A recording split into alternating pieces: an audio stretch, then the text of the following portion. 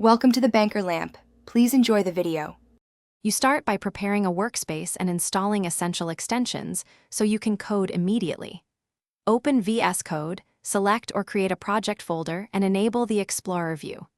Next, install the language extension you need and Git support. This provides linting, IntelliSense, and source control. Once done, open the integrated terminal and run a quick command like node version or Python version to verify the runtime. Make sure extensions are enabled and reload the window if required.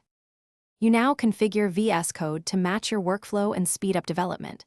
Tweak settings: JSON for font, format on save, and editor.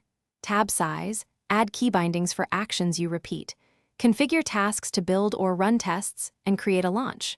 JSON to run the debugger with breakpoints. Use the integrated terminal with profiles for different shells. Once configured, rely on IntelliSense and snippets to write code faster, and run the debugger to step through logic while watching variables and the call stack. You finish by solidifying workflow and addressing common problems. Save work, use the source control pane to commit and push to your remote branch. Enable settings sync to replicate extensions and settings across machines. If something breaks, inspect the output panel and open developer tools to view errors, disable conflicting extensions, and reload. For persistent issues, restart with extensions disabled to isolate the problem. Finally, run a test build or lint to confirm everything works before you wrap up. Thanks for watching. If this was helpful, leave a like and consider subscribing. See you next time.